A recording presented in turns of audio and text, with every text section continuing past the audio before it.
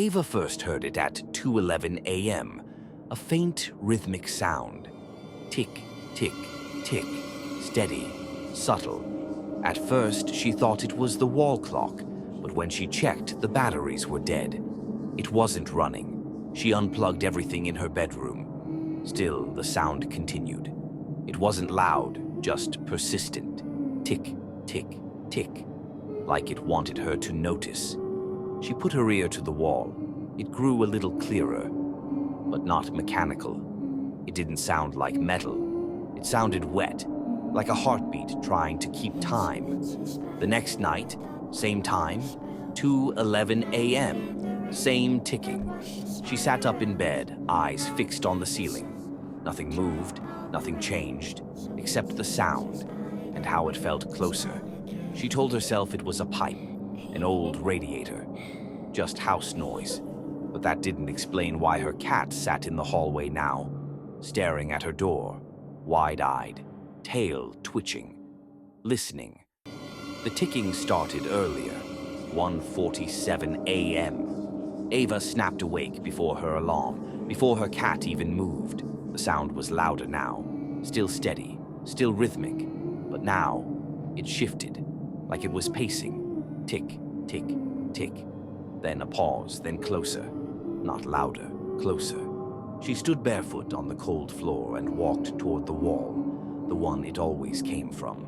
She pressed her ear against the plaster, closed her eyes, and the ticking stopped, just for a second.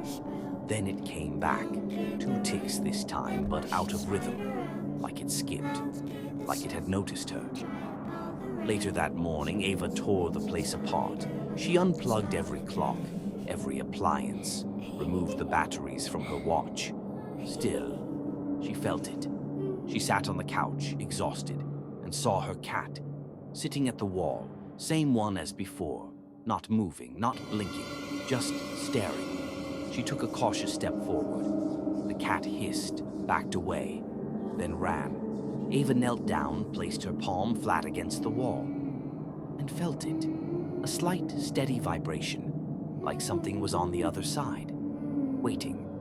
Ava couldn't take it anymore. The ticking returned that night at 1:23 a.m. Louder, sharpened, no longer faint, no longer hiding. She followed it through the hallway, past the bathroom, into the closet in the spare room. The sound was loudest there. She moved old boxes, pushed aside a dusty winter coat, and found something she'd never noticed. A square outline in the back wall.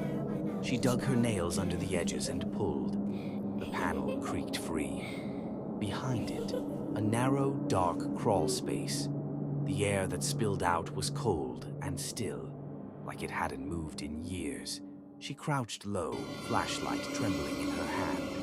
The walls inside were lined with deep scratch marks, long, repeated, human, scattered across the floor.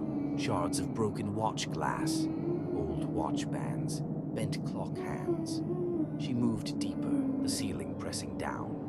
At the very end of the crawl space was a hole, just big enough for a face, a perfect black circle carved into the wall. She shined her light into it, waited, and from inside the hole, something ticked back.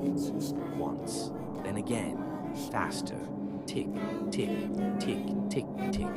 And she swore she saw a silver eye blink in the dark. Ava didn't sleep. Couldn't. Every clock in her apartment was frozen at random times. Her phone displayed 2:11 a.m. permanently. The ticking wasn't just nightly anymore. It was constant. No source, no logic, just endless rhythm. Sometimes slow, sometimes fast. And wherever she went, it followed. She saw something today, in the hallway mirror just for a second, behind her shoulder. A shape, not quite human. A head tilted too far, a face she couldn't focus on. But she remembered the eyes. Glass, silver, like watch faces.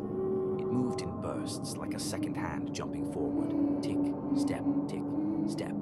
She turned. Nothing there. Only her cat crouched low, growling. She tried to leave, grabbed her coat, phone, and keys, opened the front door, and stopped.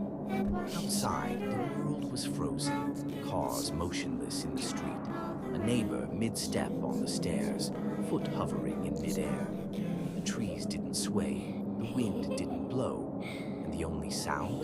From behind her, tick, tick, tick, right at her back.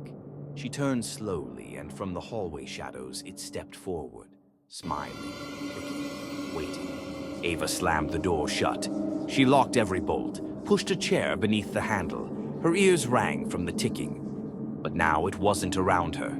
It was inside her, in her bones, her breath, her chest. Her phone screen glitched, still frozen at 2:11 a.m. She opened the camera, turned it toward the hallway. There it was, standing, smiling, its head turned in clicks, joints twisting like old gears. Every part of it moved like machinery in the final stages of winding down. Except its face. Its face didn't move. A cracked watch face, no mouth. Just a silver second hand, twitching violently. She backed into her room, shut the door, sat in the corner. The ticking slowed. Tick, long pause. Tick, longer pause. Until, finally, it stopped. And for the first time in nights, there was silence. Ava cried, shaking. But then, from the closet across the room, a new sound. Click. The knob turned on its own. The door creaked open just an inch, and from the darkness inside, a voice whispered, "Time's up." Ava's apartment was quiet. Too quiet. No ticking, no breathing walls, no frozen clocks. The sun rose. The street outside moved again. Life resumed. She told herself it was over. It had to be, but something was wrong. She left the apartment that afternoon, walked 2 blocks, and noticed something strange. Every single clock in every shop window showed 2:11. She checked her watch, still dead, still cracked. But the hands had moved, now stuck at 2:12. That night in a motel across town, she tried to sleep. But at exactly 2:12 a.m., she sat bolt upright. Her ears rang. No sound, no tick, just her heart pounding in perfect rhythm. And then, click, a soft sound from the motel bathroom. She stood, stepped inside. In the mirror, her reflection smiled, but she wasn't smiling. And from inside the glass, just beneath her skin, something ticked once. Ava left the city, rural town, new job, no neighbors, no clocks. She didn't bring her phone, didn't even wear a watch. Silence. That's all she wanted. And for a while she had it. A whole week. Until the knocking started. Not on the door, not the walls, inside her chest. She woke at 2:12 a.m., clutching the sheets. Thump, tick, thump, tick. No sound in the room. But her heart didn't beat right anymore. It beat in rhythm, in time, like it was waiting for something. She stood in front of the mirror, lifted her shirt, placed her hand against her ribs. The skin pulsed unnaturally, like something was winding. Then she saw it, not in the reflection, but in her shadow. The outline of a head tilted, hands for fingers, and in her own voice it whispered, "Tick,